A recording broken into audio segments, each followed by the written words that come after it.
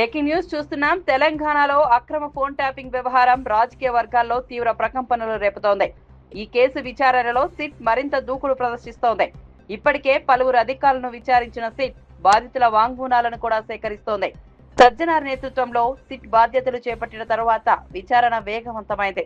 వరుసగా బీఆర్ఎస్ అగ్రనేతలకు నోటీసులు జారీ చేస్తూ విచారణను ముందుకు తీసుకెళ్తున్నారు. ఇప్పటికే మాజీ మంత్రి Harish Rao, BRS working president KTR కు నోటీసులు జారీ చేసి దాదాపు 7:30 గంటల పాటు విచారించారు. తాజాగా బీఆర్ఎస్ మాజీ ఎంపీ సంతోష్ రావుకు కూడా సిట్ నోటీసులు జారీ చేయడం రాజకీయంగా ప్రాధాన్యం సంతరించుకుంది. ఇక తదుపరి మాజీ ముఖ్యమంత్రి కేసీఆర్ కే నోటీసులు జారీ చేయనున్నారన్న ప్రచారం జోరుగా సాగుతోంది. ఈ పరిణామాలతో రాష్ట్ర రాజకీయాల్లో ఉత్కంఠ వాతావరణం నెలకొంది. కేసు ఎటు మలుపు తిరుగుతున్న దానిపై సర్వత్రా ఆసక్తి పెరుగుతోంది.